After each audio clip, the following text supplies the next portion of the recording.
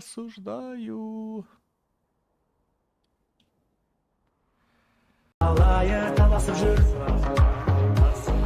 Алейкум салам.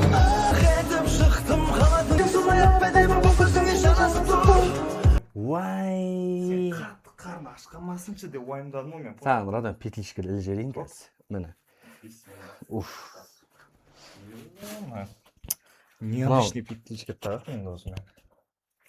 Мына натуре бургер бар, мына пакетте. Иә. Мына кішкентай ғана бургер. Кішкентай ғана бургер. Болды бауырым.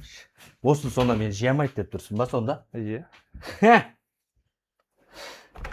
Так. Кресло. Кресло. Сіздің орныңыз. Біржан мырза, отырыңыз. Чат. Жақсылап күтіп алыңдар.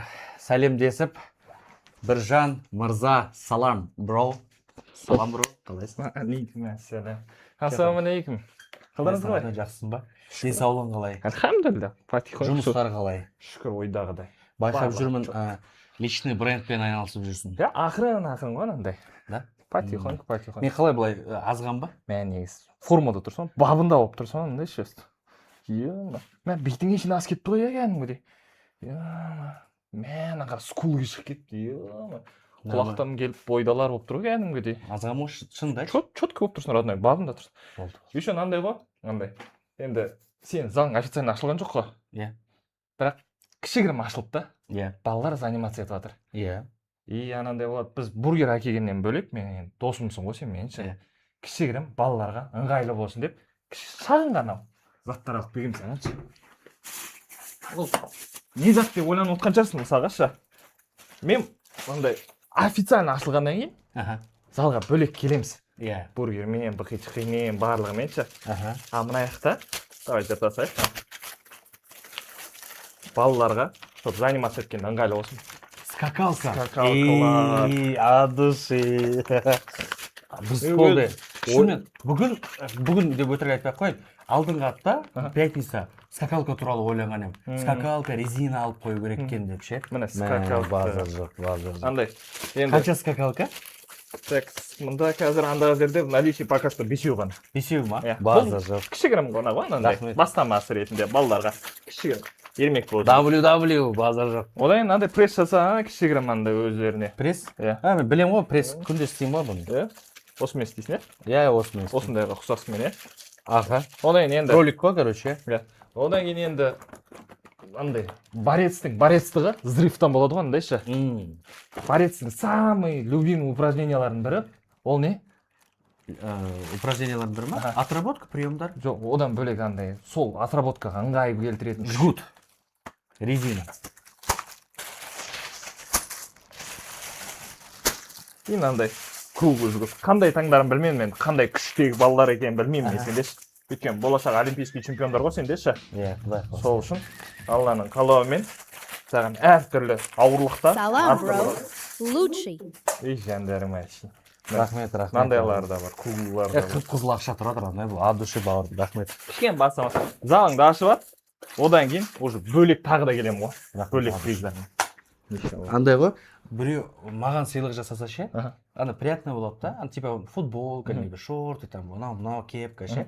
Ал ана сенің өзің зал ашып атсаң, залыңа деп бір үлес қосып атса, ол залыңда сенің там оқушылардың тренировка жасайды, жігіттер, қыздар тренировка жасайды, кішкентай балдар, үлкен кісілер, оларға ыңғайлы болсын деп сен сөйтіп сыйлық жасағаның 10 есе андай приятно ше, от души бар. Өйткені андай да біз неміз ғой андай, доспыз ғой. Ана жігіттен ыңғайлаған ғой. Бізде не жоқ қой. Біз білеміз саған не керек екенін ше. Иә, сол андай от души бауырым, от души, рахмет үлкен. Өйткені сенде барлығы Алла беріп жатыр, барлығын беріп жатыр, бәрі четко жүріп жатыр. Сенде қазір саған керек емес, сен балаларыңа керек. Батя Тилужан Арнур, Айлас алейкум даши PJ. Кейін айтамыз. Сосын андай рахмет үлкен. Достарымсыңдар ғой енді сіздер. Сен мысалы Біржан ше, салам бро, мысалы біз доспыз ғой, негізі ше, жақсы араласамыз. Біз бассейн соғып жатырмыз ше. Соған тағы андай бассейнге кішкене ақша жетпей тұр да. Байқап отырмын, бассейн анаяқтан басталып отыр ғой. Жоқ, ол конденердің су ғой, а так негізі сол бассейнге тағы бір иншалла, Алланың қалауымен отырайық. 20 миллион ба теңге жетпей тұр. 20 миллион ба? 30 миллион ба сонда. 30 миллион ба сонда? Енді доспыз ғой деген ғой. Иә, Біз иә, біз дос. доспыз ғой, да. Сол барма деген ғой. Енді иншалла барымызбен Қазір бөлісеміз ғой. жоқ па қазір? Қазір мен ондай портмоне әкелген жоқпын, баяғылар ескенде. Мен чемодан алып келдім ғой деген ғой. Ол чемодан ішінде басқа заттар. Басқа заттар. Андаше, рахмет үлкен. Так, досым, сразу бастайық. Давай, к делу. Конкретно. Мен футболканы көрдіңдер ма? Утром пресс качат, бегит, турник, анжумания. Вечером пресс качат, бегит, турник, анжумания. Не? Бұл деген бателарың спортта. Спорт және махаббат. Бүгін калория өртедім, так что бүгін маған болады. Души жеу алу вообще. Воздух, сендер ол воздухсыңдар, чат. Енді айттым ғой мен саған, айтылған сөз атылған оқ қой, досым. Иә. Мынандай болды? Спорласайық дедім ғой? Иә. WW5, it's Біріңке болады дедім. time.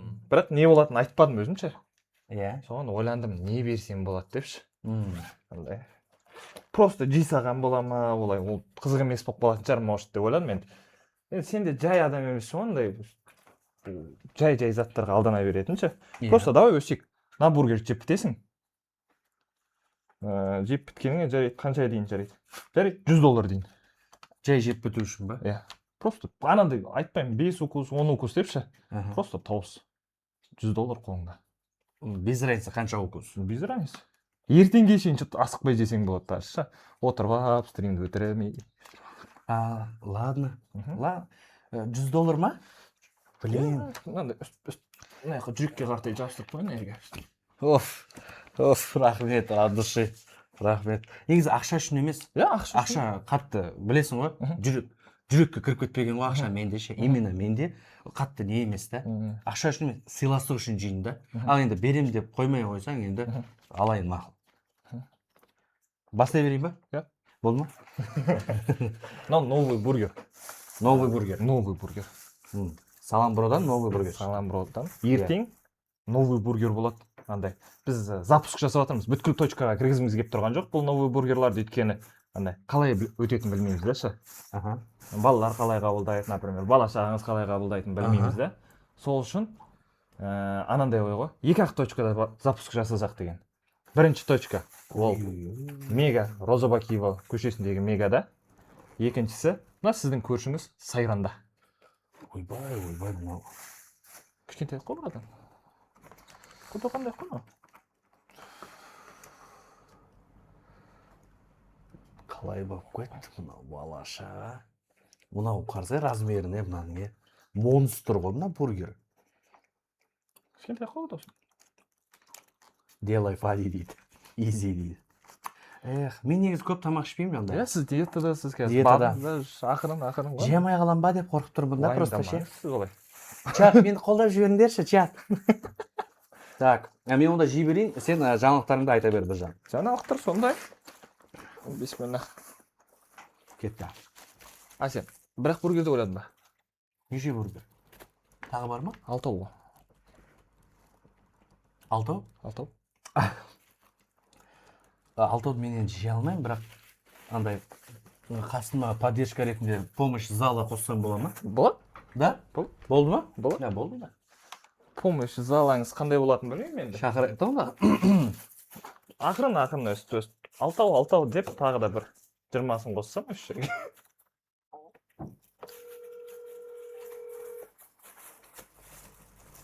Ой, мына бургерді қараңдаршы балаша. Ну, получается, примерно түсіндіріп берші, қандай бургер бұл? Бұл смеш бургер дейді, андай. Езіліп жасалады. Ет қояды. Ерасыл? Алло, Ерасыл. Алтын бургерге $600 берсін. Кіре беріңдер, жігіттер, мына жақта мен күшім жетпей жатыр. Тормоза, тағы $100 қоссын әле. Не? Балашаға айтып жатыр, тағы $100 қоссын деп жатыр. Тағы да $100 қосам, егер де 6 бургер жалғыз өзің жеп бітірсең. 6 бургерді, енді бір одной базар жоқ, $100, $200, бірақ денсаулыққа кері нәрсе дұрыс емес олай. Бір одной кетті. 1, 2, 3.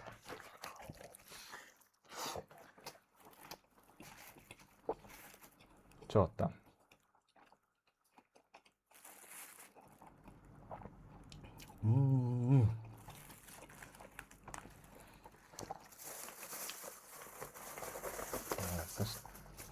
Мына куриный дейді родной.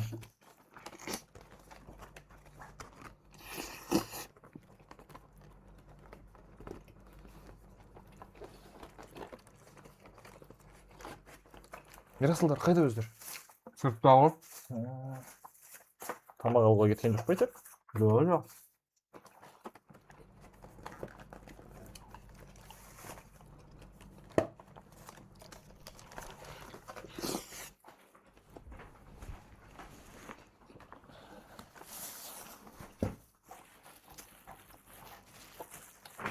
Қанша уақыт жүресің аны? Айтып тұрмын ғой саған. Сен қанша жейсің, сонша келем дедің.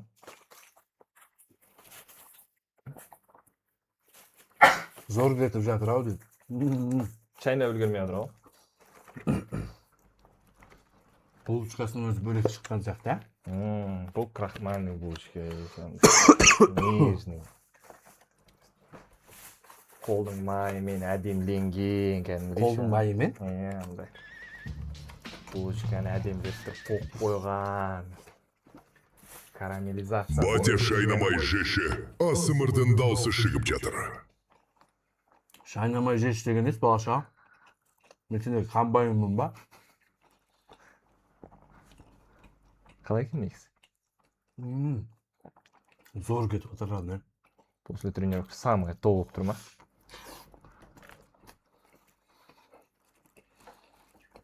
Қанша бала бар сенде мұнда? Ерасылдармен. 4-еу болар. 4-еу ма? Шүкір етіп келатқан солар ма? Чулап. Жұтады олар, не? Болды. Біреудің объемы 5-5, екіншісінікі 6-3. Тұр, мен машинам сияқты екен ғой, Иә. Ой-ой. Фади батан күш жетпей жатыр деп естідік қой біз. Как раз келдіңдер, жеге күшім жетпей жатыр.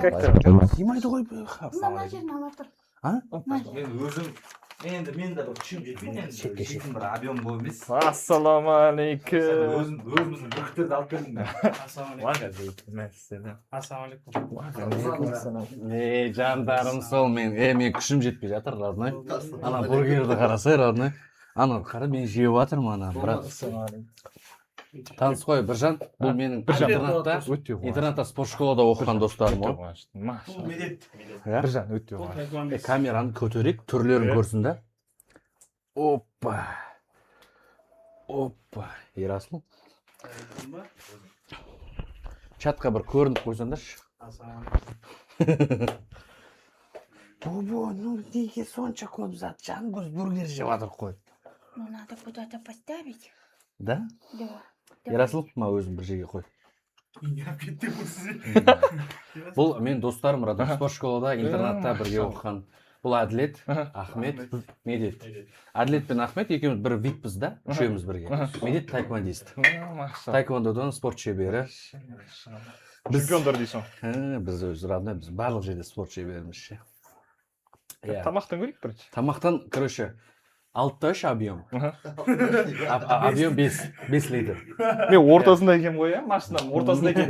Мен машинам объем 5 жеті да, екеуіне де жеткен. Бізде, в общем, андай достықта қызық жері, андай да, үшеуміз достыз да. кептеп сасыды ғой, камераны көтергенде. Үшеуміз біз андай, всегда бірге жүретін достар едік та, мектепте, спорт школада достар, қалай айтсам болады, неде, тренировкада всегда бірге жүретін едік. Қайға барсақ та бірге таяқ жеп, бірге, короче, сөйтіп өскенбіз. Мынау Әділет таза қазақ. Ахмет таза Әзербайжан. Мен метиспін, Әзербайжан қазақ. Прикинь? Қалай болды сонда достық? Как будто бір семья сияқты, андай бір общий бір көшеде тұрған сияқты, ше? В общем, үшеуміз Алла Тағала сөйтіп қосып жіберген ғой. Фади қалай таяқ жеген сіздер білетін сияқтысыздар ғой, қатты спортшыға.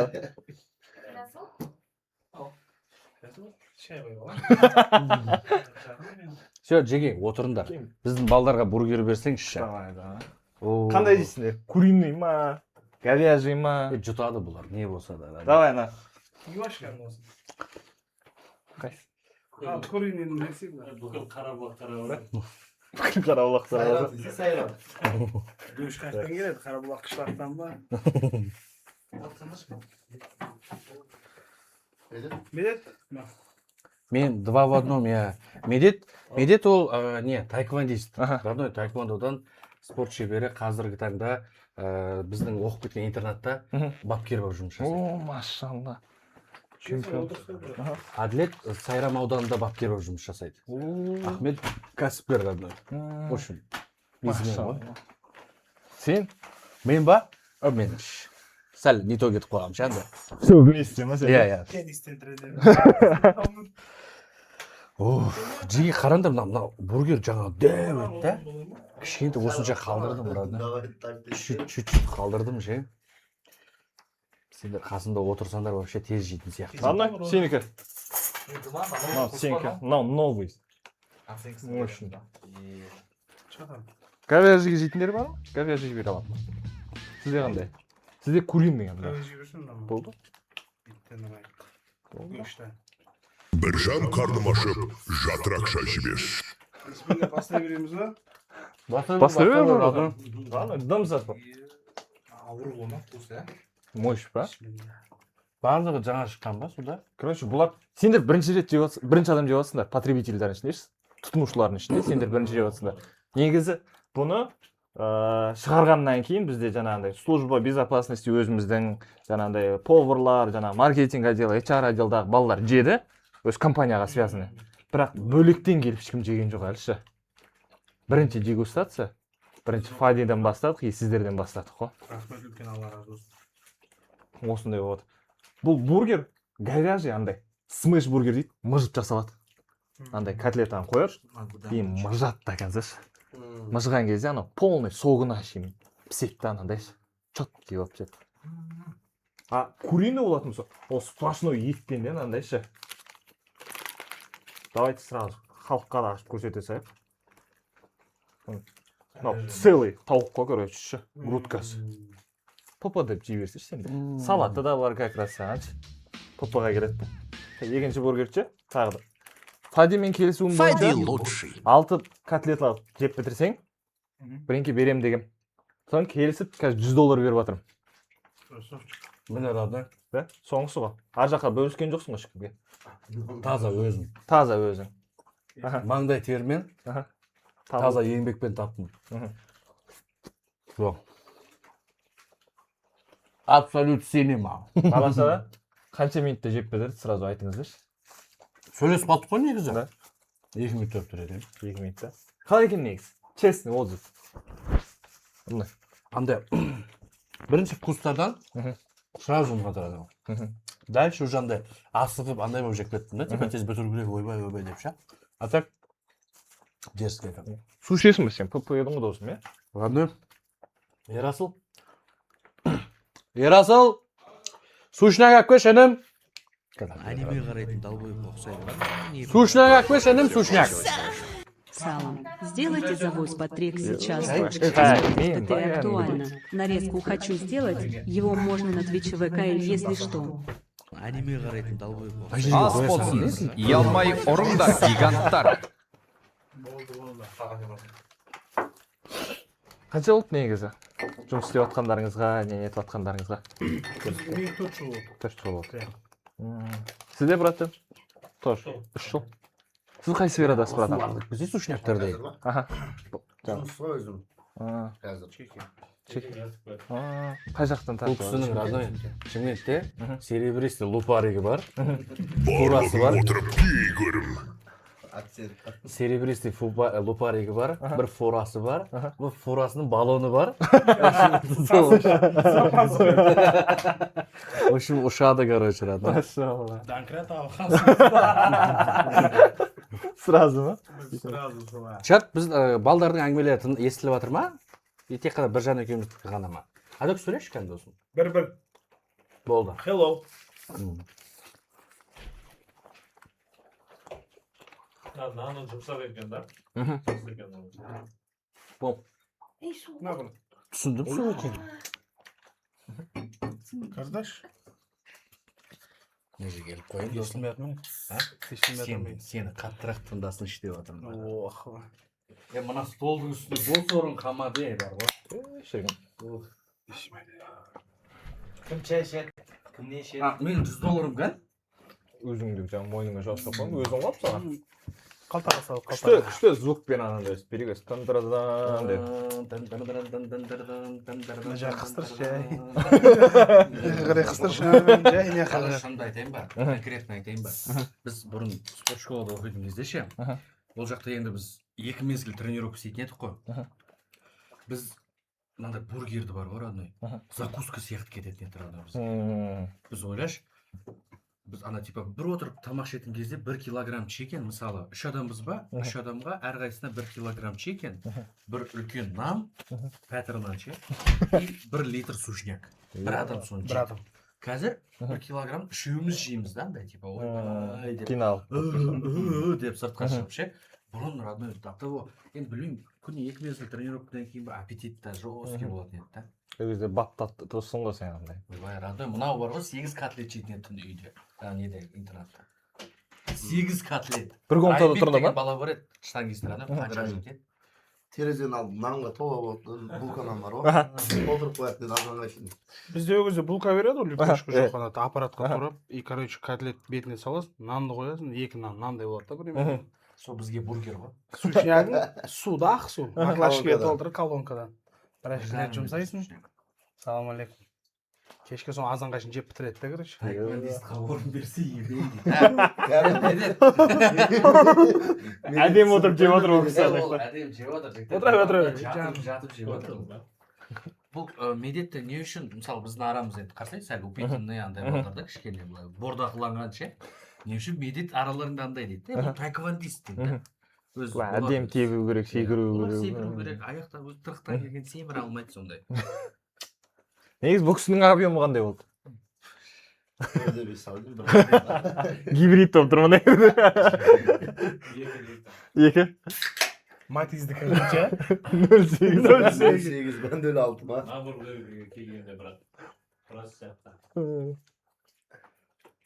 Жақсы ма екен дәмі? Ұнады ма? Қалай екен негізі, честный отзывтарыңыз? Жай әдемі? Әдем. Ұнады бізге? Ерасыл жемедің ба әдем? Жедім ғой. Болды. Ерасылдың объемында тоже білем ғой. Шәкке берді. Адушыр, бургер жақсы шығады. Әдем шығады. Ертең Алланың қалауымен енді запуск болады. Осы бургерлар бүткіл қазақтар жейтін болады. Менюға қосылады. Менюға қосылады. 2 точкада ғана бірақ. Біреусі Мегада, Розыбакиеваның бойындағы. Екіншісі Сайранда болады. Запускқа кіреді. 990 теңгеден куриный. Әдем. Үлкені 1100-ден ғой деймін, қателеспесемші. Бұның айырмашылығы тағы да бір айтып өтейін. Бұның айырмашылығы жаңағы говяжьйда котлета езіліп піседі и до конца прожарено болып піседі. Куриный тауығы целиком неде маринадта жатады, одан кейін уже қуырылып піседі ғой. Медетке бер. В общем, филе, короче. Филе ғой. Филе. Оның ішіне салат қосылады. 990 теңге дейсің ба? Курица 990 теңге болады, скидка бойынша бастан басында. А потом уже өз бағасына келеді. Алланың қалауымен енді қанша болатынын білмеймін, скидка, потому что халық қалай сұрайды ғой берді ше. Если барлығын өтіп жатса, ұнап жатса, жаңағындай, осы скидка тұра берсінші, кішкене тұрсыншы, әдем болады десе, осы скидкамен жүре береді.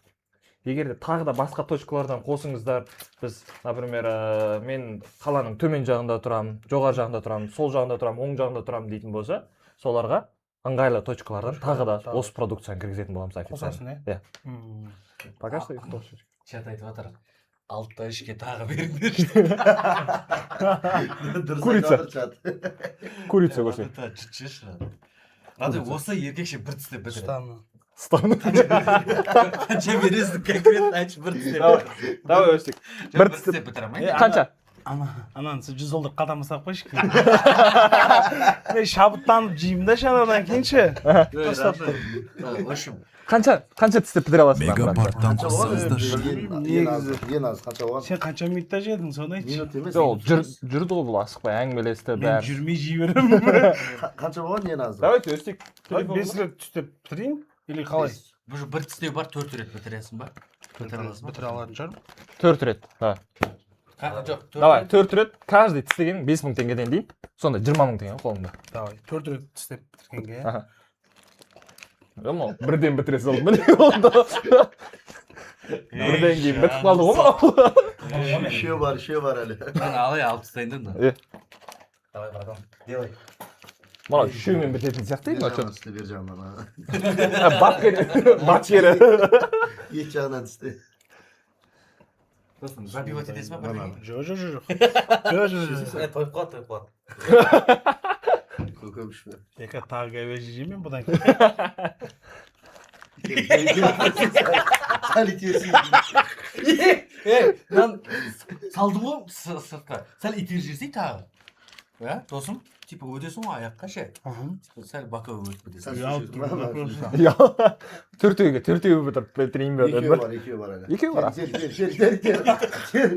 Итерсе. Енді натуре досым. Еркекше 6-да 3-сің оранда сен. Қайта болмау? Сөзін түсінмау? Соңғысы қалды тұлан же. Шайнап ал, ма, ішесің ба? Пакетіме жасайын ба? Күйге, жотам. Соңғысы. Саусақ өзіңіздікі, саусақ өзіңіздікі.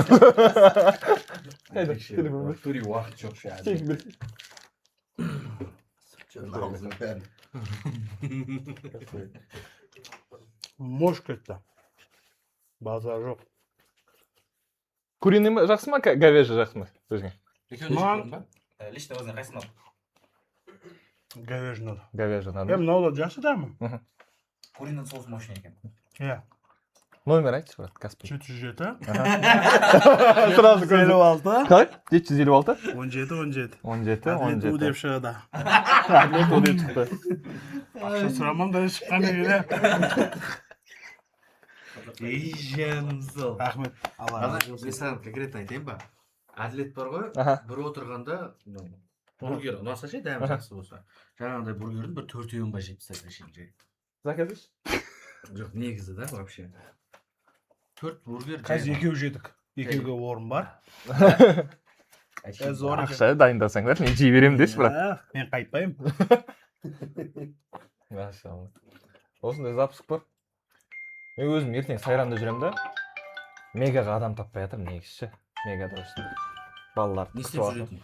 Қандай өз кассаның жанында мынандай бургеріміз бар деп рекламировать етіп, шақырып, өз достарын шақырып, жаңағыдай қонақтар келетін болса өстіп қарсы алып алатындай, лицо болатындай шаңдайшы.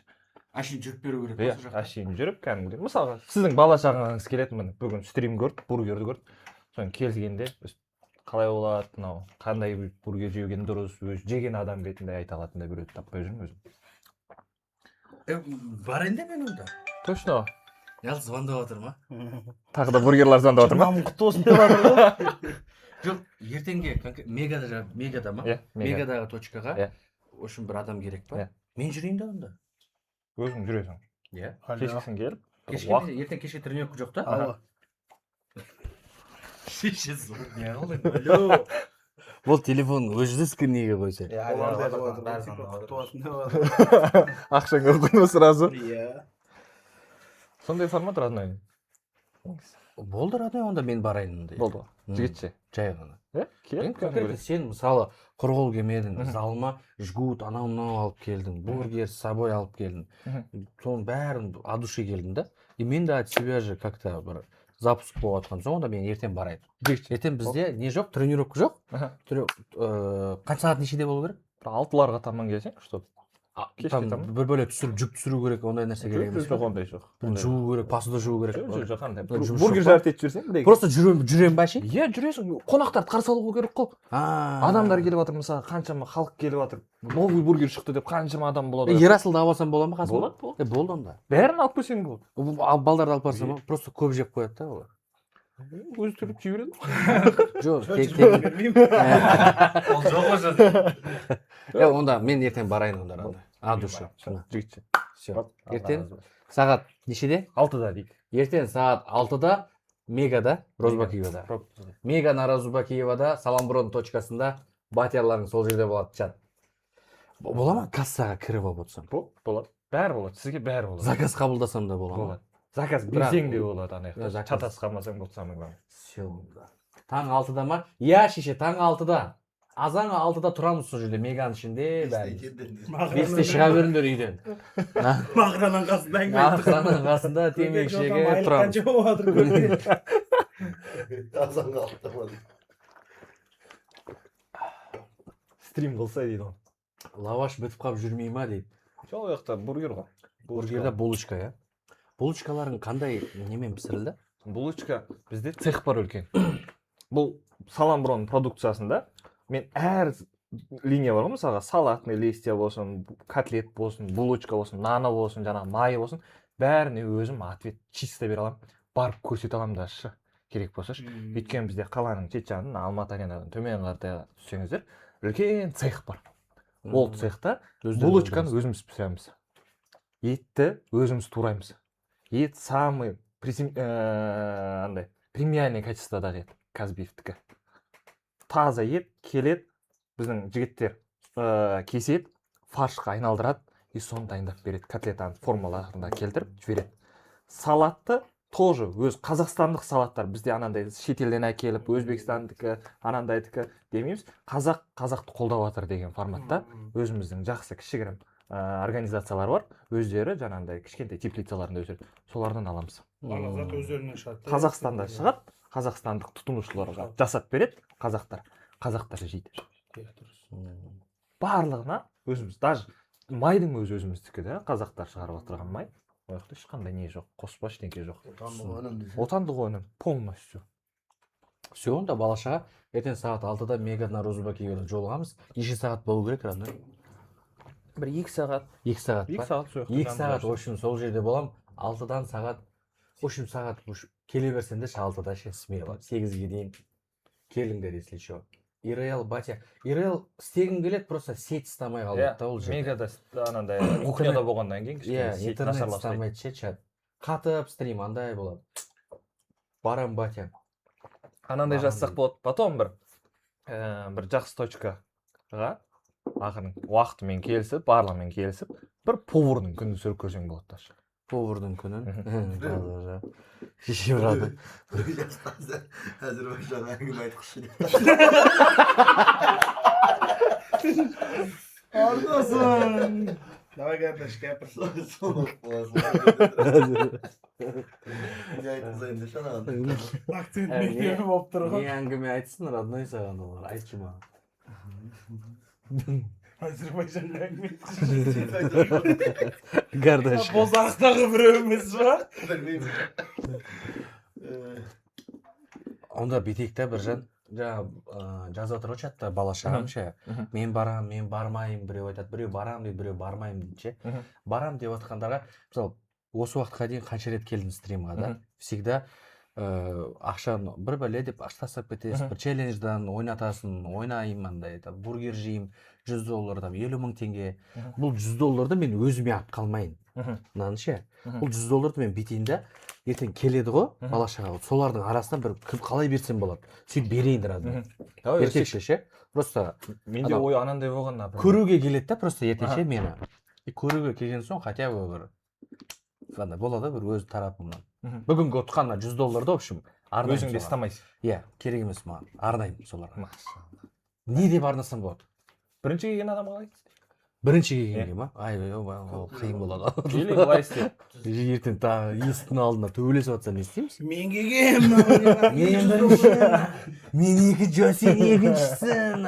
Біреу төбеден секіріп бәле болып ше. Екеуі жабылып 25 бөлесін. Қылдай бөл ортасынан деп тұр ма? Маған жазып тұрмасын. 20,000 салма.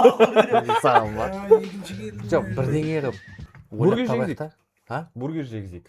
Жегізіп. Бастан тепкен 6 приеші посылсын мегапартта қоссаңыздар. Білмеймін, бірдеңе деді айтыр. Мәде тему дейм ау бөле деп атыр. Бас.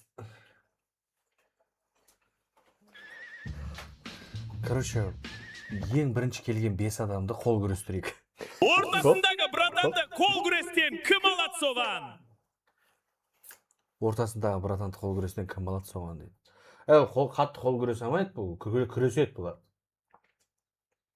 Сен едің ғой, бізде қол күрестен мықты. Мен ба? Мен қатты емес, родной, біреу негізі натури қол күреске қатысатындар ше, родной. 50-60 килолықтан тұлып қалам мен. Арым рестлерлер.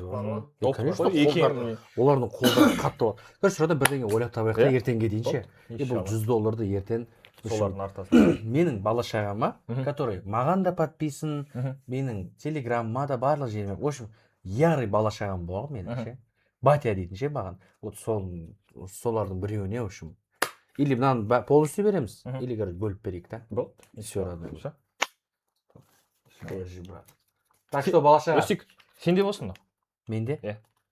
Мен ертең ертең Роза Бакиеваға келе алмай қалатын шығармын мен просто ше. А, да? Иә. Өйткені мен сайранда жүремін ғой осы жерде жаңағы. Болды онда бала шаға. Мына $10 ертең сендерге бөліп берем, хорошо? 10? Иә. 10? 10? Мына $10 ертең ошым сендердің араларында біреуге берем мына $1. Нөл қалып кеткен сияқты. Иә, бір что-то жетпей қалған сияқты ма? Жоқ. Все, бала шаға, давайте. Біткесін алып қояды дейді жігіттер. Ертең. Фады мен шалтқымада үшті екеуі бірге душқа кірмегендей тұр ғой. Фади мен Алтыш екеуі бірге душқа кірмегендей тұр ғой. Не то что душ. Біз енді ойлаш, Мұржан, спорт школада оқисың, өңшең еркектер. Бәріміз, в общем, ана жерде пісеміз ғой. Азанға 2 мезгіл тренировка бір күнде. Сабағың бар. В общем, нең бар. Мен Әділет Ахмет Медетті ата-анамнан көп көретін да. Күнде азынды тұрам, Әділеттің түрі, Ахметтің түрі тұрады қасымда. Жатайын деп отырып, Ахмет Әділетті көремін. Всегда сол да. И бұлар деген ол андай интернаттағы дос ол бөлек та, ол бөлек. Бұл ана жаңағыдай блогерский нәрселер түсінбейді. Мысалы, бұлармен қосылған кезімде андай болады, мысалы, бір қосылып шайпа тамақ ішіп, бір демалып, бір жерге барамыз, баняға барамыз. Бөлек демалыс та ана жерде. Өткен ол общий темаларымыз андай да. О, спорт школа, интернат, кезінде таяқ жегеніміз. 5 адамға. Кезінде таяқ жегеніміз, біреуден қашқанымыз.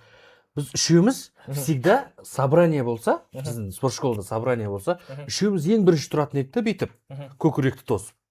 Қалғандар кішкентай еді. Үшеуміз ең көп таяқ жейтін едік қой. И осы үшеуміз ең көп и таяқ жейміз, и короче бірге сүресің. бірге да, бір жерге барып, есімде ғой, қасымызда бір Шыңғыс деген бала бар еді. Біз короче жестко таяқ жедік. Сол күні прям біздің прям туған күнге деп жинаған ақшамызды алып қойды. В общем, сондай бірдеңелер болды да. И соны қатты таяқ жедік, үйттік, в общем. И сөйтеміз да, үшеуміз 5-6 бала болып, бір комнатаға кіреміз да, жылаймыз ғой родной. Бәріміз бір-бірімізге қарап тұрып жылаймыз да. Уже жылайсың ба, брат? В общем, не керек, родной. Короче, интернат, спорт школа деген жердегі достар олар бөлек та, родной. Олар вообще бөлек адамдар. Олар қандай мүмкін там иногда бір ай 2 айлап жылдап көрмей қалуы мүмкін оларды ше, бірақ бір кездескенде уже как будто күнде жолығып жүргендей болып кездесесің. Сборға барсаң да бірге да. Сборға мысалы 15 күнге барамыз. Өзбекстан болсын, Қырғызстан, Ыстықкөлге барасың. Бірге ғой короче. Шамар бер жүресің. Қарның ашса да бірге короче. Содан ғой бір нан бөліп жейсің. Анам барып прессовать етіп жеп көлу деген жоқ. Ондай бургер жесең 4-еу жейсің онда бір ішкенде бургер өгізде. Енді шығып. Біз енді Әділет екеуміз аудандан, ауылдардан келіп түстік қой оқуға. Ахмет оқуға қаладан түскен. Қалан баласы да бұл. Қалан баласы болса да андай да, такой ақсаусақ емес та. Біз ауылдан келгенбіз. В общем, не керек, осы бұзған ғой бізді ше. Мынау тыныш отқанға ойламаңдар ма? Азенді тыныш екен момын екенді. Бұның ішінде біраз нәрсе бар. Бұл, в общем, бізді бұзған ғой, короче, рада. Қалағап шыққан, көрсеткен бәрін. Анау, біз көзіміз бақырайып, қалай болады екен? Деп. Жүріңдер. Көрсетейін сендерге деп. Бәрі чатты ойлап отыр, тыныш отыр, жақсы момын бала екен деп ше, оны. Хоррор деген қорқынышты ойындар ғой. Келес, стримда ойнатамыз әлі. Дайындап жүрейін деп тұрсың ғой сен бала. Таэквондисті оятыңдаршы дейді. Ол ұйықтап отыр. Мен тұр Көрдейін ба?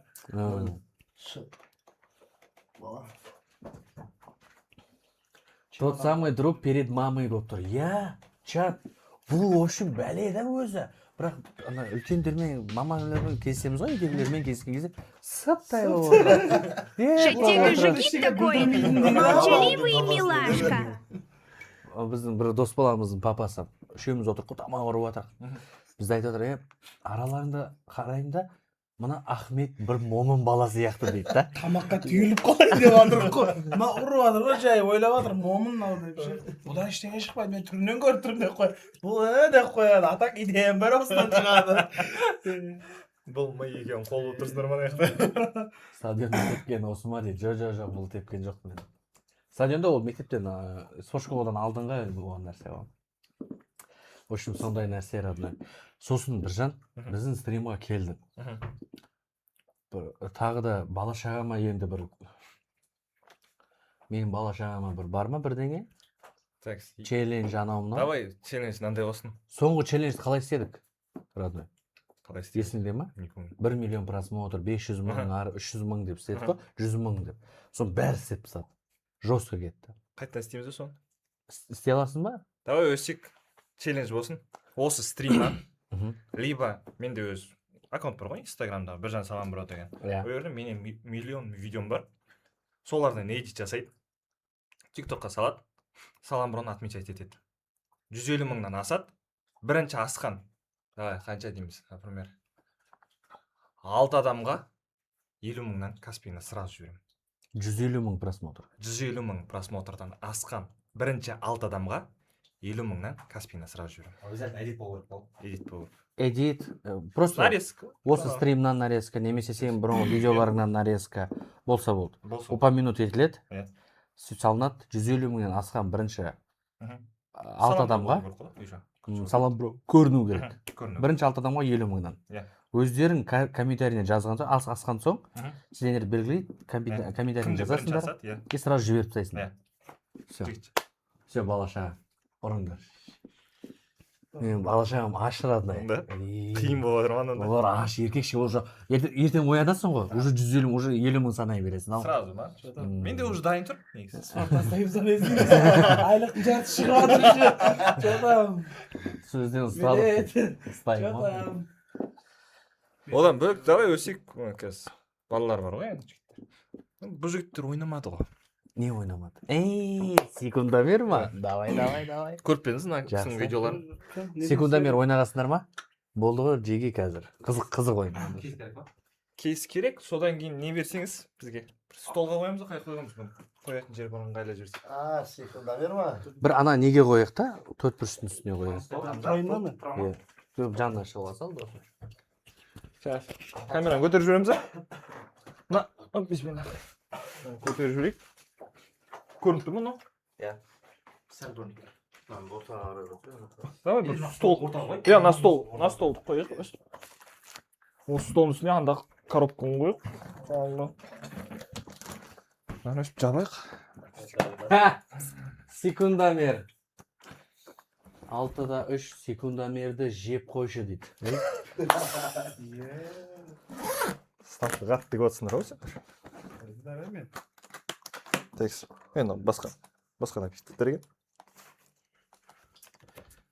Оп.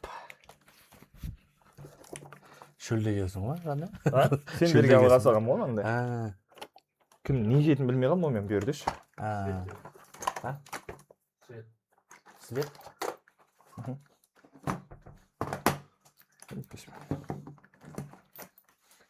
Розетка тұтатын жер бар ма досын? Менің ойымша бұл жерде медет тұтатын сияқты. Медет бәрібір тайквандист андай реакциясы басқаша, бұл тырқ бәле қандай. Фотор ма? Мимен санайды да қазір. Розетка тұтатын жер бар ма досын?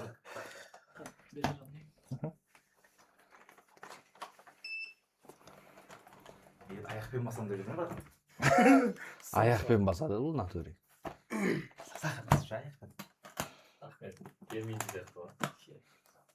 Жоқ, мына бір адам бермейтін сияқты аяқташ. 6-да 3 па? 6-да 3. Почему неге екен білесің ба досым? Ақшаның көзін көрді ғой бірінші сразу. Дәмін сезді ғой, резк шандайшы. Өстейміз ғой жіктер. Кішкене камераны көтере салым да, на всякий случай. Ерасыл соны контролировать етіп тұрса, бауырым ебай. Ерасыл ебайтын. Тыныштық, Ерасыл? Бәнес. Қоя қойшы, Ерасыл. Все, әдемуша. Әдем ма чат? WW, кеттік. Бірінші Ахмет бастасын. Баста. Жоқ, білетін адам бастасын да. Мен родной бұның уже шетіне түбіне жеткен. Давай, менікі тегін болсын родной. Давай. Уже қанша ақша Бір рет басасың, секунд жүреді. қалай Өстіп бір рет бассаңыз, секунд жүреді ғой аяқташы. Екінші рет бассақ тоқтайды. Осыны қалай ету керек тез басу керек қой. Міне, өстіп тұр ғой мына көрмеш. қолмен Нөл болу керекпісің да? Жоқ, менен аз болу керек қой. Болды. Кеттік па? Кеттік. 0,7. 0,7 ма? Алып тұр. Былай қой, бассақ кеткен аяқты секунд көрінсін балаларға. Қанша? 0,7. 0,7? Не болады бұнда? Ничего. Тағы. Қанша? Иба, тыныштық. Барабанная дробь. 6. Жігіттер спортсмен ғой, уже тренировка істеп жүр ғой, көрініп тұр. Формада. Тестостерон орнында. 7. Отырсыз ба? Отырсыз. Басылмай. Нормально шығар, басылмай. Тегін ғой. 7. Не болып кетті? Екеуміз жарыса береміз, не істейміз? Балаларға да берейік.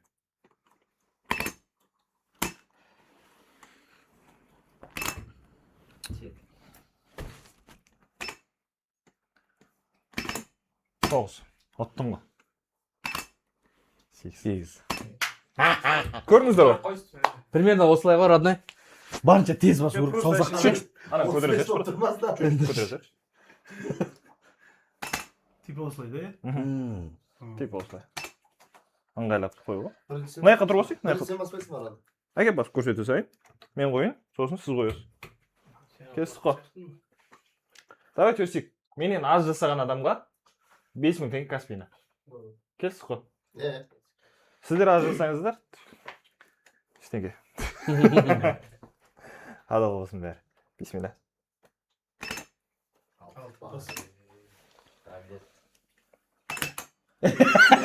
Давай, тест. Давай, 3 попытка берейік. Давай. бір болды Менде жарты сағат өтіп кетті ғой, родной. бас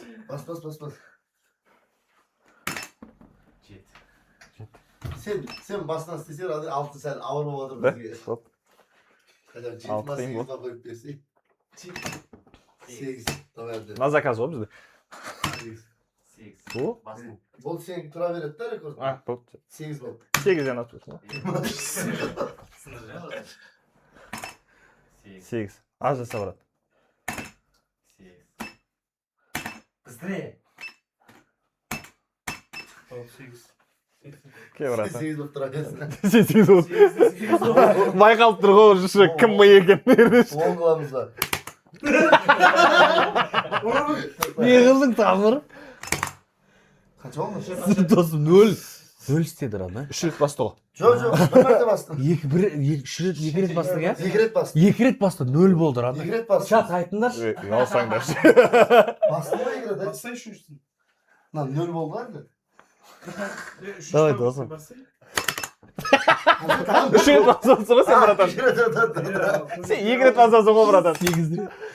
10. Мен 9. басайыншы. 8. қанша болды қазір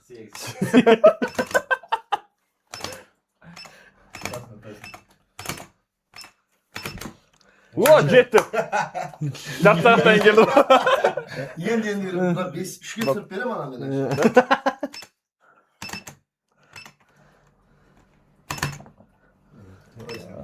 Білем, мен саған жәрдем бер. О, жетті. 7 болды. О. 6. Досым. Қойшы рекорд, тез. 5-ке түсіре аламыз Давай, 5-ке түсір. Ерасыл, сен 5-ке түсіргесін, иә? Ой, Ерасыл машина ғой. Мен қалып. 6 болды ма? 7. 8 Калькулятор басқандай болса. 6 Досым, ойлашы, бір фура ақша келетір. Қанша еді сен кірады? Қаншадан аз болу керек? 8 еді сен 8 болды. Одан кейін біраз жеп кетті ғой. 7 қойдық 6 қойдық Мен 6 қойдым. 6 қылсаң бір фура ақша саған келеді. Ойлашы, серебристый лупарик. 7. 1 секунд. 1 миллисекунд. 23 досым. Кеш кеш. Сындырат қазір. Ұрып жоқ 7 екен жады. Максимум я 23. Нормально жеті. Үйреніп алдым. Все. Болды ма? Қанша ойнайсыңдар? Кеттік, давай. Кел ойнайық. Все. Конкретно ойнасаңдаршы. Иә. Ұры брат, сен бастап. Болды енді. Үйреніп алыңдар ма қолдарың? Сен бастайсың ба? Иә, мен бастайын. Менен сен жіберіп тастар одной. Сразу ма?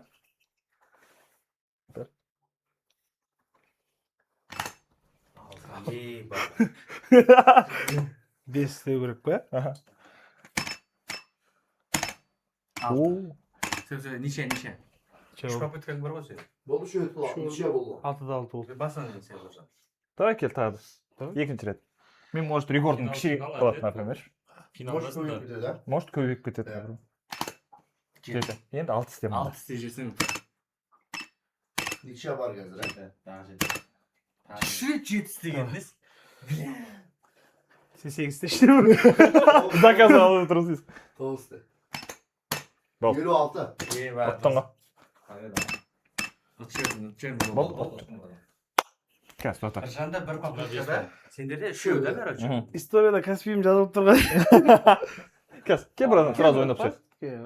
Пашаке давай. Басайын ба? Юрис. Ел істеп берейін ба саған да? Тамырынан тағы ол. Қанша? 8 досым. 7 істеп атсыз ғой ба? 3 попыткам бар. 7. Болды. Ашын ғой бұндай раны біз. Сенде қанша еді братан рекордың? 11 velet давай.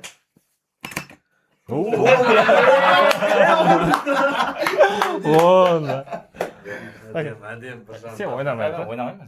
Сен ойнамай. Сен білем. Ер екеуміз бір ойнайық, қайшы просто.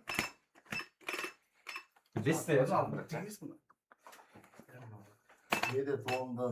Тайпа складта сам андай. Абсолютный рекордты өзім қойдым. 5-те жердің сен.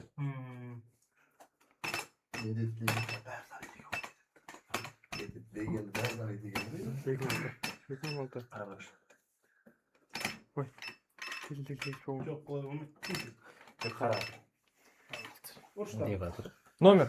707, 707, 756, 756, 17-17. 5000 дедік қой. Иә, дұрыс. Зор. Әділ болғандар бәрі. Мен істеймін. Кел братан. 747. Аха.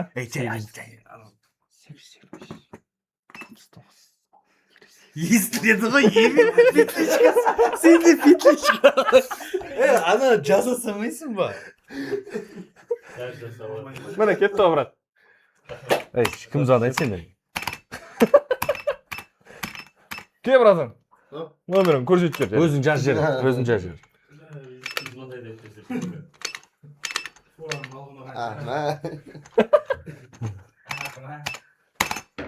Топ, міне кетті. Үшіншісі. Болды олар ama. Болды, түсті ғой бәріне. Болды. Болды. Осындай ойын. Болды, ұнады бізге. Жіберіп тастаңдар. Тайқылан дейсіз. Батя 10 сағат көп болып кетті ғой дейді. 10 сағат несі, қомандаршы. Мен қолдарым тырысып тұр, кеше отжимание істеген ғой. Кеше? Бүгін отжимание істеген ғой. Қолдарым тырысып тұр да, сол үшін онда істей алмай жатырмын. Содан шығар, может. Ана 5 болды ғой, біліп жатырмын. Кімдер? Бірақ случайно болады да, ол андай кезде. 5 болып кетті, я әділеттікі 5 болып кетті жаңа. Өзің рекордың қанша? 4 болды. 4 болды ма? 4 болды.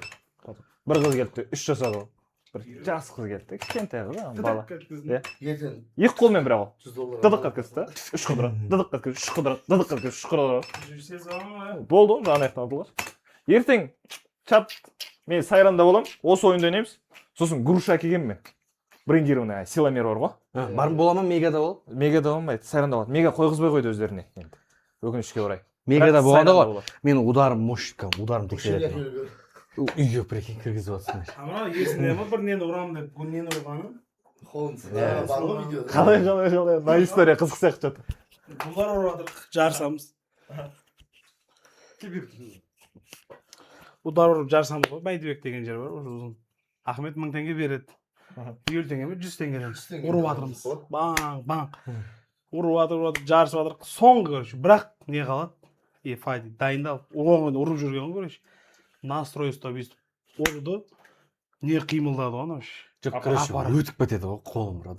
Өтіп кетеді да артындағы темірге. Неге ғой, типа, не темірге. Соған Бам тиген. Ананың ограждениесі стекло и темір да, бұрышы. Сол бұрышқа тиген ғой. И прям бүйтіп, ана удар аппаратты бір жылыстам да. Ударды еге жүгіріп келеді да, береш. Аппаратына қарап отыр қойшы. Аппаратым дейді ғой, біле. Нан қолы кетіп Мен жатырмын, осылай жатырмын ғой, қолым. Денемнен мұздай теріс шығып жатыр, жүрегім айнып жатыр ғой, уже бүйтіп, өртелеп жатырмын. Ана кісі жүгіріп келеді да. Аппарат аман ба? Аппарат деп бүйтіп қарап отыр ғой, аппаратқа.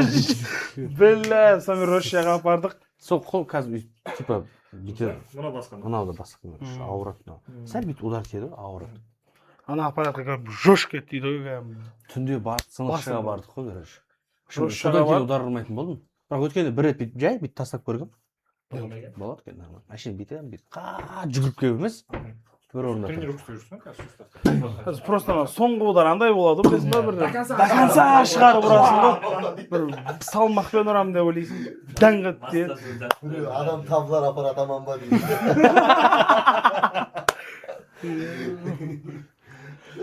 Бұл әділет. Біз күрес жүрген кезде, Ахметтің де күрес жүрген кезде құлағы сынған. Меніңкі де 10 класстан сынған. Мынанікі вообще сынбайтын тұғын, құлағы. Бірақ қазір екеуі де сын. Күресті қойды ғой, короче. Тренер болып, сол кезде сынды ғой құлағы. Уже кәй андай тренировка басталды, кейін өзім для себя істеп жүрмін. И грэплерлермен істедім, уже басталды, короче. Тақ, екеуі де сындады. И бір сынса болды екен де, короче, удар тиеді, сынады қайттан. Жаясың, иә, қайттан тартасың. И сол маған прикол тастап Қандай шприспен сорасың, қалың? Жайып қалады. Сол рады. Құлақтан наушник кірмейді.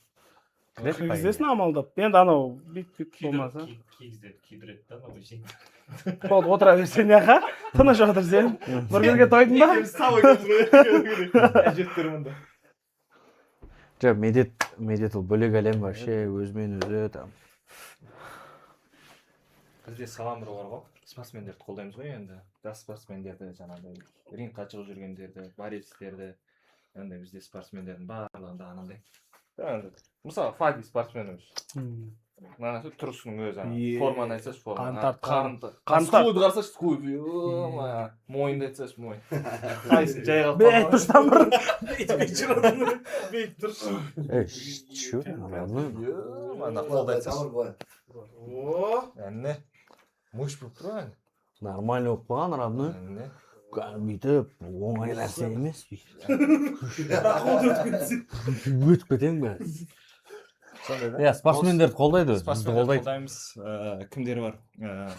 Атақ спортсмендерден Жуман Жұмабек ағамыз бар, боец. Ризабек чемпион мира по вольной борьбе. Ол жігіттерді қолдап, ол кісі бізге амбассадор ретінде келеді. Бекзат Қапас деген жігіт бар. Грэплинг. Тоже мықты жігіт. Марсельді қылқындырып тастаған ше? Марсель, сол жігіт бар. Одан бөлек жаңағыдай медийный боецтер бар, топ боецтер бар. Одан бөлек тағы да Қытайда да өсіп жатқан қазақ бауырларымыз бар жаңағындай ше. JCK деген лигада шығатын боецтер. Оларға да көмектесеміз. Бізде Саламбро елдер ойлайды андай фастфуд, ойбай, анау мынау деп ойлайды да. Бұл фастфуд қана емес, бұл қазақтың шыққан батырларын, қазіргі батырларын көмектесіп қолдау ғой, бердеш. Өйткені қазір спортсмендерді кім қолдайды? Біріншіден спортсмендерді букмекерге қолдайды. Негізі. Одан бөлек жаңағындай дұрыс емес сусындар қолдайды. Мысалға, қазір Аласу бар, Саламбро бар. Қазақтан шығып жатқан бизнестер қазақтың боецтарын шығарып жатыр да. Қазақтың спортсмендерін көмектесіп жатыр. И одан бөлек жаңағы промоушндар, нелер, бойларға барлығына қолдау көмектесіп жатыр. Қазақстан барысы ол Саламбро екеуміз келіп көрдік кәдімгідей. Өнер барысы ол екеуміз отырып көрдік кәдімгі балет еттік. Аласу да дәл сондай ғой. Аласу бар. Саламбро екеуі. Партнеріміз ғой, уже медиа партнер деп санасақ та болады. Официальный документ ештеңкесі жоқ. Бірақ біз қай жердеміз? Аласу сол жерде. Аласу қай жерде, Саламбро да сол жерде. Короче, екеуі спортсмендерді қолдайды. Ана көп атсалысады да. Бұл мысалы энергетика емес та, зиянды сусын емес. Зиян жері жоқ ана типа таурин, ана не сияқты. Ұрып жібер. соқтырып жүрсеңдерші. Сол сияқты Саламбро қазір спортсмендерді қолдап жатыр. Бізге біржан жаңағы қорғау келмей жгут скакалка алып келді родной. Ол деген родной, мысалы әділет тренер ғой, өзі біледі. Медет тренер. Когда сен залыңа біреу жаңағыдай сондай нәрсе алып келсе ше, жаман қатты приятно родной. Өте қатты. Ертең мысалы после тренировки свободно работаем деген кезде шығарасында тартады балдар. Кішкентай балдар жүреді ертең мұндай залда. Солар тартады. Үлкен сауап қой. Негізі қанша бала бар қазір залда? Қазір ма? Қазір енді жаз ғой. Қазір оқушылар барлығы там каникулда демалып жатыр, ары бері. Ертең сентябрьде уже белгілі болады. А так қазір зал толы родной. Зал жаңа істедік қой біз жаңа. Ана бастан мына басқа дейін адамдар бүйтіп қатарда тұрғанда толтырып тұр. Қазір 30 адам, 30-40 адам бар. Қашан негізі официально ашылу? Августтың ортасына августтың ортасына ашыламыз. Келіп, әдемілеп қолдауымыз беріп, Алланың қалауымен. Соны айтатым да, біз бассейн құрайын деп жатыр далаға деп. Ертең балдар качат. Бассейнде тренировка істейді ғой. Сол бассейнге 30 миллиондай керек болып жатыр деймін да. Айтамыз ба жігіттер? 30 миллион ақша. Жоқ, доспыз ғой деймін да. Кредит жарайық па? Онға салға қарайық па? Жай, наличие. Сіздер енді жас спортсмендерді қолдайсыздар ғой. Мысалы мен жас спортсменмін да, үйге дейін барады, тренировкаға дейін баратын, таксимен бара беріп шаршап кеттім просто. Мен де сондай. Машина алғым келіп жатыр еді просто. Қандай? BMW десей? X7 ма сонда, иә? Иә. Еще 7 орындық қол, иә? Көп адам тасисың сонда. Иә.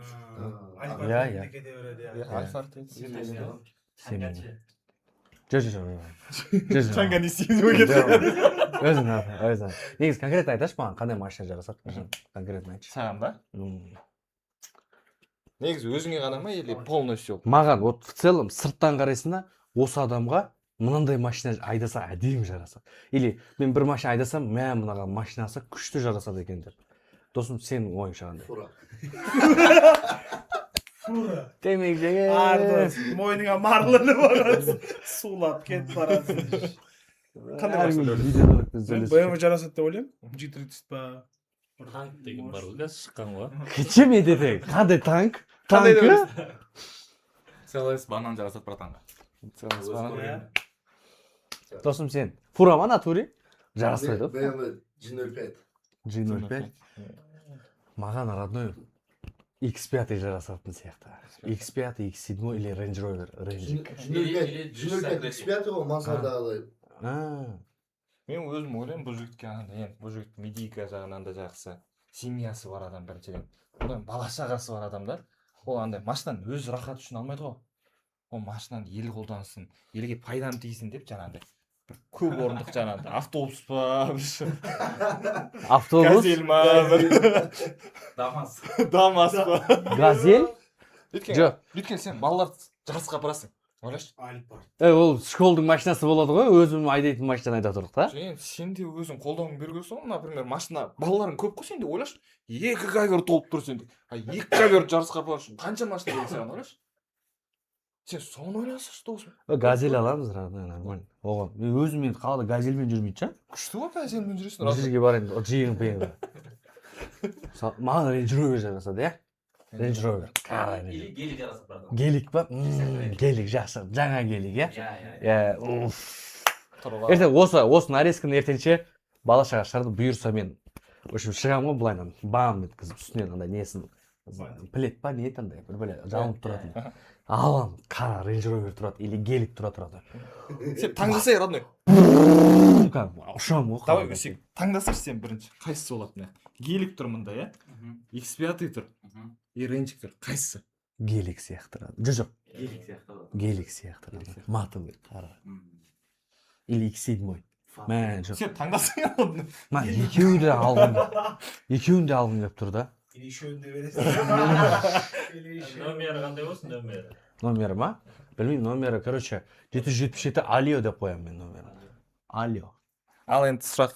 Алио. Объем қандай болады? БХ болса 4-4 болады. Геликтікі 4? Да? Қоя қумаша 63 бар ғой. Қазір новларда жоқ. Только Да? болады, иә. Сондай моноторий? Бірақ лошадкасы болды. 4 қана. Төрт гелик қана болмаса мен? 777 Алио ойланыш. 777 Алио 17 или 007 Алио 17. Сразу бала-шаға сені таниды дейсің ғой. Алио. Келеді, дауысыңды естиді, таниды дейсің ғой.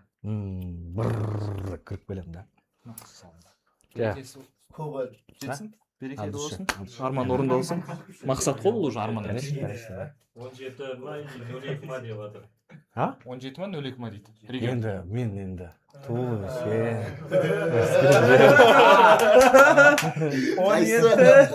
Конечно, енді туылып өскен жер ғой. Енді қазір мысалы Алматыны да тоже жақсы көремін ғой. Тұрамын қазір бала шағаммен тұрамын. Мен баламдікі мысалы 02 болады.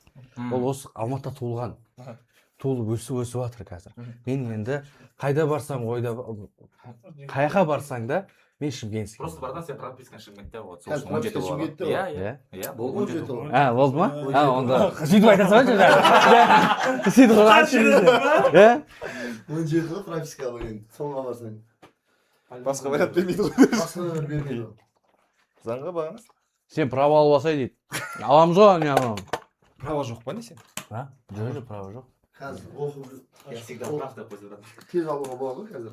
Оқып өзім үйренемін да досым. Кәдімгі законопослушный гражданин болып барам. Үйрендім міне. Маған беріңдер дейсің. Право алайын мен деп айтамын. Категориямен бірге алды. Қандай категория ашып сен? Фуранка ма? Жоқ. Бірдің не да? Газель, мазель. Газель, мазель. Сразу ма? Если что, Один. если что, тренировка болмай жатса, бір жұмыс бар еді. Балаша конкретно айтыңдаршы, вот маған қандай машина жарасады? Маған конкретно айтыңдаршы. Бағана бір күшті машина айтып еді ғой, иә? Кобальт деп бір Кобальт? Өлмейді да, кобальт. Жоқ, без прикола айтсаңдаршы, алло. Маған натуре Range Rover жарасады ғана. Маған ұнайды да ол. Менде и Арман Сарукянда бар да ондай. Арман Сарукянда. Мен сияқты алу керек сияқты менің ойымша. Дөм арам. Тоже әдем. Менде Рам 6-да қанша? 6-3 бар. Менікі Тундра. Toyota Тундра бар ғой. 6-3 5-те компрессор 7 тұрам. Менде. V8. Раммен жарыстық өткенде. Момай деген мақта екен. Да, қатты жүреді ол, да? компрессор ғой 6-3. Самолет. Масқара аналар мен. Біз алдында енді басқа әртүрлі ағаларымыз бар. Батя қызыл көтінен Мазда жарасады саған. Мазда? Мазда. Жүреді жазды. Айта беріңіз. Енді ағалармен барлығымен жиналамыз, ақыл қосатын. Тундрамен барам. Мына жақтан Рам келеді ғой, мынау үш. Мына жақтан Форд келеді ғой. Мен өз Тундрамды дәу деп санап жүрген ғой негізі басында. Ойбай, дәу деп. Оншақ болып қалғансың ғой, мына жақта шөсті. Көкеуді. Сен қаяқтан келдің негізі. Мен вот типа машинаға қызықпаймын, прикинь. Мен өмірімде вообще машинаға қызықпағанмын. Кішкентай кезімнен бері типа мысалы балдар айдап үйреніп жүрсе, там паханның машинасын алдым, үйттім деп жүрсе, мен вообще қызықпайтын тұғым да. Өткен пахан жоқ та. Так, в общем, не керек. Бір күні бізге Жоқ еткізе салды ғой. енді үйрететін жоқ та енді үйде. Кім үйретеді оны ма? Ағам, братаным жоқ. Честно сұрайсақ. Бала кезінде ауырды ма машина? Аудио Батя. Сіздерде болды ма ондай? Иә, біз енді. Не болды? Машина ма? Бала Жоқ, кезде. бала кезде машина өзіңдікі болмайды ғой енді. Арман, енді қандай болды? Bir цель болды ғой ондай. Менде мынандай болса ғой деп. Цель өзгереді ғой енді. Ол сол кезде приора болды, 14 болды, приора болды. Жағдайға қарап өзгере береді ғой. Бізге сай өзгереді ғой. Оны армандап қала бермейсің ғой. Приора болған бірінші.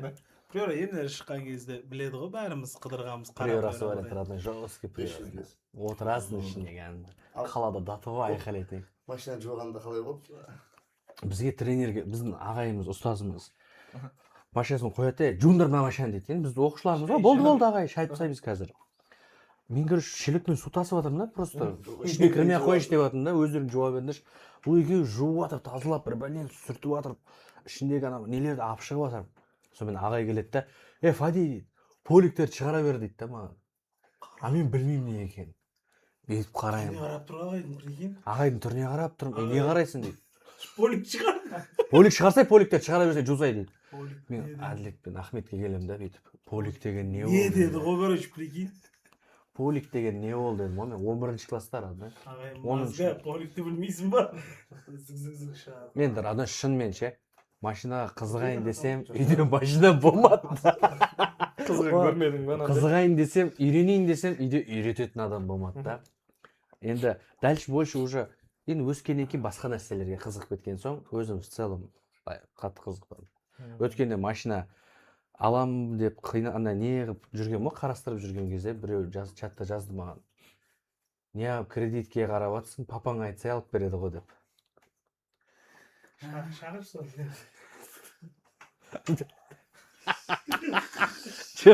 Бір түрлі оқиғасы бар. Анау еще на полном серьезе айтып жатыр да маған. Не кредитке қарап жатсың, алайын деп жатсың, машинаны қуасың ба? Наличка алса, папаң айтса алып береді ғой дейді да.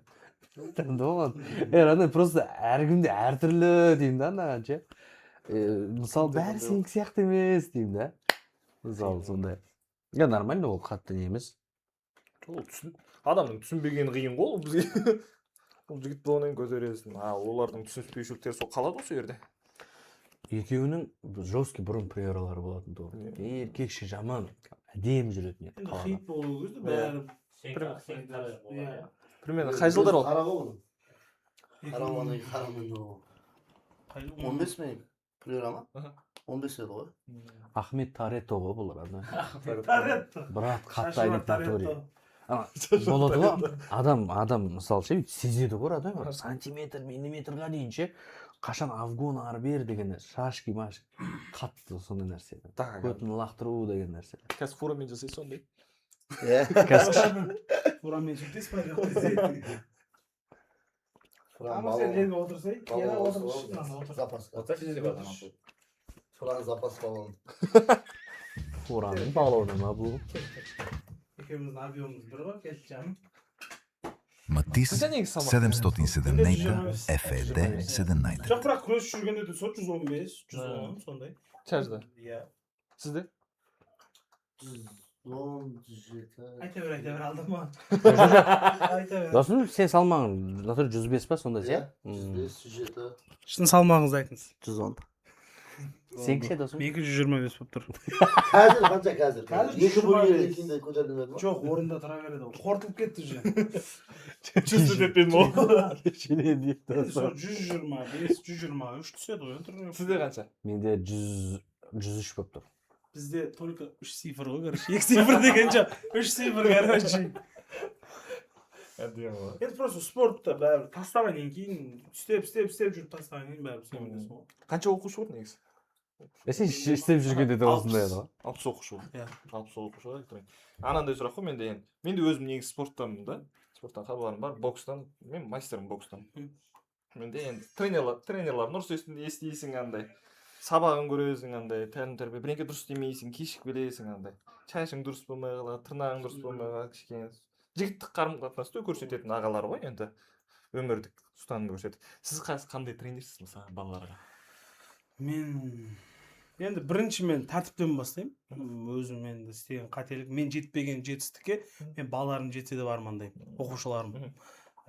Мысалы Қазақстанда ұтып, мирді ұтса, мысалы Изабек сияқты болып отса, сонымен тренер болып отсам, менде арман жоқ.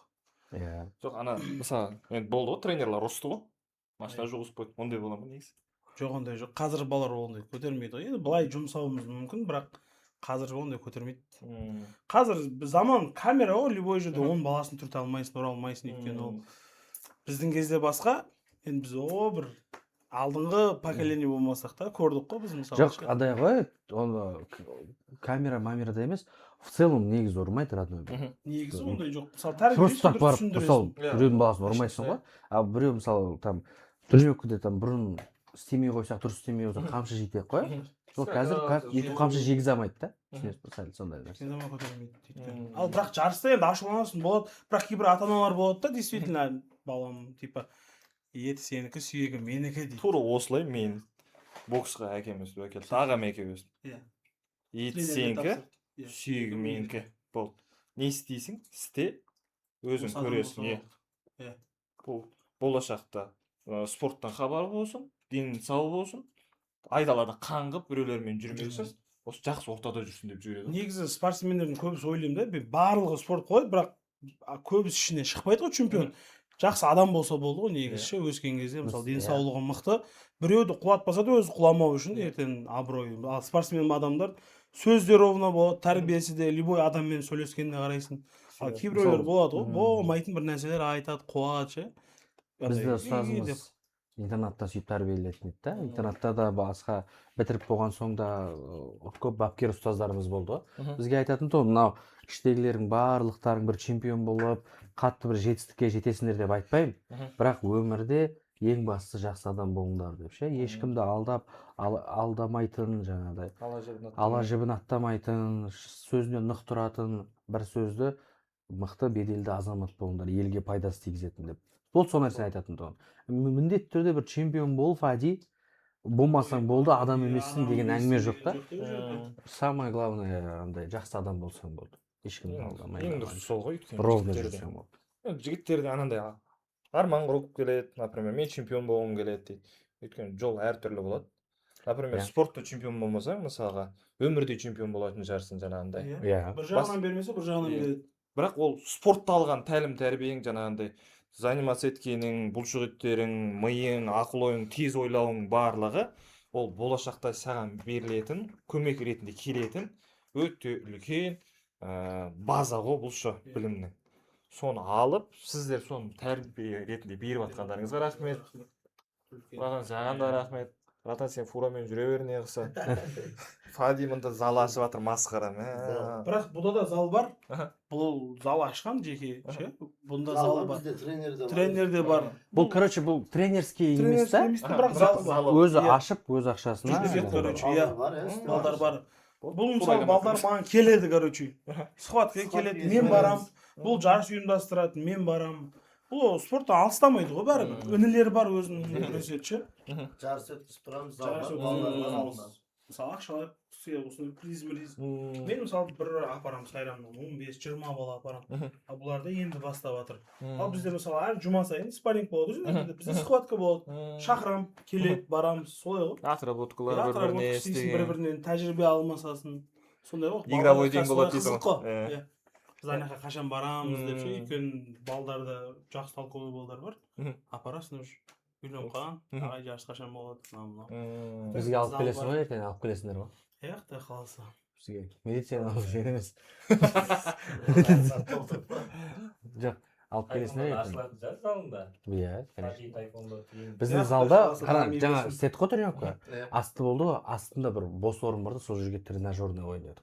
Качковый зал. Короче, былай айтқанда качка істейді балдар. Физически мощно. Как фитнес әдемі болады. Жай ғана қалайтсам ғой, там жимлеужа штангілер қойып тастау емес, прям әдемілеп тұрыстан қойып. Мында итеретін, жүгіріп итеретін ше, тартатын канаттар. Сонdan барын қойын деп тұрмыз. Как положено. Берекесін берсін. Біздің залдың бірінші оқушысы 0-ден келген. Бір кішкентай кезінен келмесе де, бірақ бірінші оқушысы Ерасыл. Ерасылды қазір көбісі ойлайды, күлет үстінен ше. Что-там борецтер және Ерасыл ма деп. Бірақ қазір Ерасылға күлет жарсыңдар, бірақ ертең уақыт өте келе түсінесіңдер. Бүгін Ахмет пен Әділет братандарының жорстке тәжірибе алмаса болды. Олар үйретті. Ахмет қадады шеше, артқа қарай прям баң еткізіп. Доктор бір-екі рет қадады. Енді бұл бойы ұзын салмағы бар тяж ғой. Бұлар тяжға күрескен. Олар ыңғайлы дейсің. Түсінеді да, бір-біріне айта алады. Жоқ, атақ бана тренировкада көрдік қой, ондай бір Ерасыл дейтін емес. Ол өзінің бабында әлі. Онша әйбәй деген жоқ бұ да. Жоқ, нормально. Бір апта болды кеп жүргеніне. Қазір жоқ. Кәдімгі действительно стойкалар қойған, тырысады, істеп жатыр. Şu мен істейді ғой. Жақсы приемдарды ұғады да. Икемі бар да. Икемі бар. Стойкасы қойылады, и шаг жасайлық, уже нормально. Жоқ, кішкене. Бастады әліппен. Оңай келе жатыр. Оңай келе жатыр да. Мен ана өзі біледі. Ең бұл тренировка бастаған кезде сразу атақты болып кеткен видеосы бар. Барлық спорт жайлы сөйлесіп жатыр. Темекі бар ма, брат? Мен анан көрем, құлайым ғой. Бірақ жақсы. 80 мыңға бар соқ алған. Шешек келер сап 80 мыңға бар соқ қалды, нормально. Біз брат ондай бар Армандайсың Жоқ, ер апақ дұрыс қой. Дұрыс. 2000 әдемі. Алып беріп жатыр ғой. Өйткені қызықты ол нәрсеге ше, қызыққан нәрсеге сен по-любому ерте жетесің ғой, талпынасың. Ал әшейін типа фади көңілі болады, типа былай баратын болса әшейін былай ол олай болмайды, ол білінеді адамға бәрібір ше. Отыраса праздникада, ал толық праздниканы бәрі кәдімгі түрлі істеп жүрген адамдар бірдей істеп жүрді. Бәрі ұрып жатыр. Мен батя дейді ғой ол. Мен оны типа батясымын да, короче. Мен балашкам нормально. Ұрып жатыр, короче, ол айтпаңдар. Тойында құдағилармен билейін деп тұрған. Өзім бас құда болып барайын деп тұрмын. Құда. Не жерлер ана көйлектері болады көкелер. Досым, қалай екен да? Зор. Жоқ, бұл алма. Қазір қара не еді? Мынау ішпедің ба? Іштім оны бірінші іштім. Қалай екен? Жақсы. Маған ең өтетін осы. Мынадай жақсы. Мынау өтеді. Эй!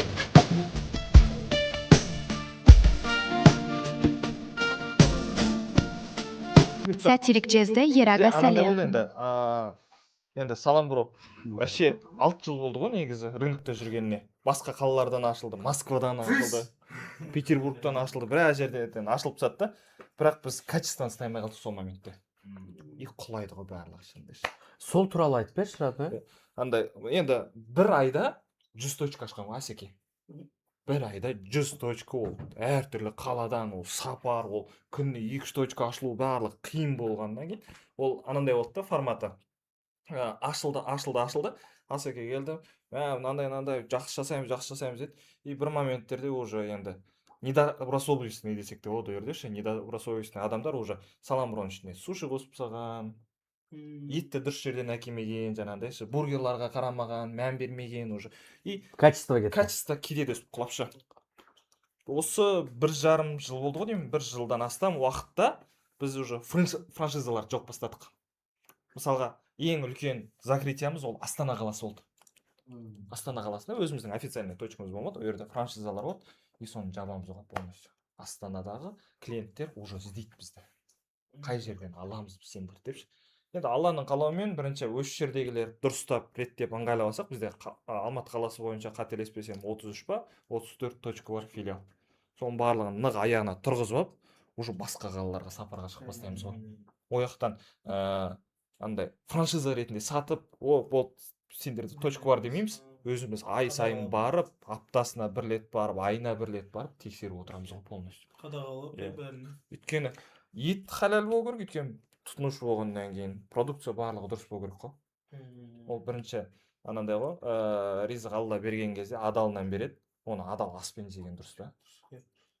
Өйткені бірінші оны сен өзің ғана жемейсің, сен бала-шағаңа алып беруі мүмкін, жаңағындай оқушыларыңызға алып берулеріңіз мүмкін. Олардың жас балаларға арам тамақ бергенше адал тамақ берген дұрыс та, халал тамақ. Енді осы тұрыста әділет, сіз бапкерсіз ғой еркін күрестен. Бір жаңа проходнойға қалай өту керек екенін көрсетіңізші. Қазір ма? Дәл осы жерде. Мына конкретно. Неңіз бар ғой? Жоқ, біз сізге көрсет. Не деген күшті. Аяққа проходта. Так, жер татами емес екеніне шүкір етемін мындаш. Бұл жерде Балашаға көріп, бір-ақ рет көріңдерші, сразу қайттан қайталайық деп сұрамай қойып. Кетті қапта ертең сайғанда отырмайын ағандай. Біреумен ерегісіп қалсаңыз. Жоқ, біреумен ерегісіп емес. Залда күресіп жатыр. Күресіп жатыр. Бірінші захват ұстайсыз ортада. Шаг, қол бірге барады. И көтересің, и тастайсың. Жоқ, мен өзімді шандай. Өмірімде бірінші рет шандай. Біреудің үстіне биіктен көргесін көресің. Жоқ, андай, қалай айтсам ба? Тез істеймін. Тез емес, жоқ, тез емес. Көрсе бала-шаға көріп отыр ғой, экран ары бет. Бұлай, Бұлай көрінеді сияқты. Аяқпен қол бірге, вот, екінші аяққа алсам, жылу аламыз.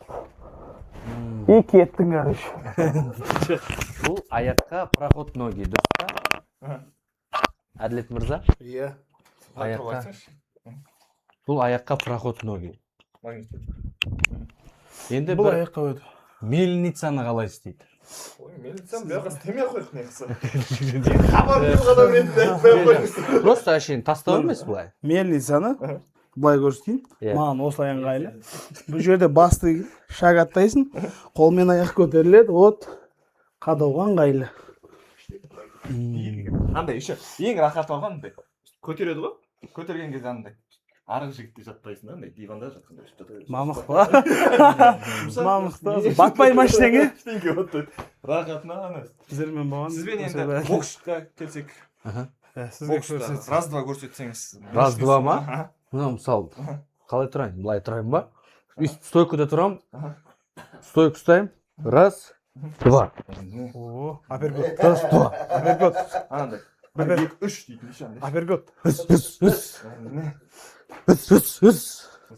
Нормально, нормально. Еще тайкондо бар. Тайкондо. Досым қалай теймін? Пади көрсетсін де. Жоқ, мен оны тейіп алмаймын, родной былай. Аяғым Хadi ұстап тұрсайсың. қатысып тұратын да ғой. На телевизор қымбат тұрады, абайна. На телевизор. Көшеде біреу тиісіп қалды. Көрінбейді ғой аяғы ше. Еще нормально. Жоқ, көше дем айтпаңдаршы, ебан. Көше емес. Жарыста, залда, спортта, спортивный интерес ары бер. Біреу аяғын, қолын көтеріп те жетесің ба дейді саған. Егінден өлі отырып тұрсын жарыста. Басқа тепсең шашып қой. Сол секундта осылай теуіп отып кетуге болады. Так, өте шанса он көре. Далды қазір телевизор теппес. Дата бола беру. Медеттің жақсы аяқтары. Бұл мектеп кезде жақсы результаттар мощный жақсы. Негіз қандай нелі? Балдар мықты бұл. Регалий дейміз, қалай дейміз? Жетістіктер мысалға. Кім? Қандай? Мастер спорт. Мастер спорта, үшеуі де мастер спорта ғой. Үшеуі де, короче, жындылар ғой. Медет вообще дети олимпиадан ұтайын деп қалған. Бірақ барамай қалды. Барса ұтатын еді еркекше. Осы от души күшті, керемет стрим болды. 6 котлеттік бургеріңізді көрдім демедім енді. Байқамай қалдым, тәтті болған соң шығар, может дәмі жақсы болған соң. Салам бұраға үлкен рахмет, балашаға WW бүгін қонақта болған мен достарыма да жақсы деп қойыңыздар. Кез-кез емеді. Бірінші рет көрсетіп тұрмын шынымен. Бұлар стримға бірінші рет шақырып. Қой кәдімгідей бәріміз бір-бірімізге жиналып қаптық қой. Бұйырса хор стримға шақырғым келіп жатыр. Ше бірге ойнап. Мен шақырыңызшы. Әдіп айқайлайды жестко. Бұның айқайлағаны бар ғой. Мен живой көрейінші мына ойында. Мына ойында. Живой көрейінші мына қызық болайын деп тұрғанда. Ертең бұйырса Мега Нарозбакиевадағы Саламбұрудың точкасында болам. Сол жаққа келіңіздер, сағат 6-дан 8-ге дейін сол жердемін. Келіңіздер, жолығамыз бірге, сол жерде қадағалап жүрем ғой. Сосын бірінші келген, ең бірінші келгенге ма, или, короче, как-то надо придумать. Сонда ақырында еттеп қойымыз. Вот, келген ана $100 мен өзіме алып қалмаймын. Міндетті түрде өзіме алып қалмаймын. Точно берем. Точно берем. Конечно берем, мен алдамаймын ғой. Вот. Сол балаша. Розыбакиевада Фади болса, Сайранда мен болам. Келіңіздер, секундомер ойнаймыз, бургер жейміз, ояқта еще саламайыз, мороженыйымызды ашқамыз, мороженый жейміз, және де груша қоямыз, груша ойнаймыз. Келіңіздер, қызық болады, сіздер үшін барлығы сіздер үшін жасап жатырмыз Алланың қалауымен біріншіден. Тұтынушылар бақытты болса, біз бақыттымыз. WW. Салам бұрғы, рахмет сізге, Алла разы болсын. Қуаныштымыз танысқанымызға. Дәмдеген. Жақсы балаша. Пока-пока. Эдит жасаңдар, ақша істеңдер. Кім бірінші істейді екен, кім бірінші істейді екен? Эдит жасаңдар.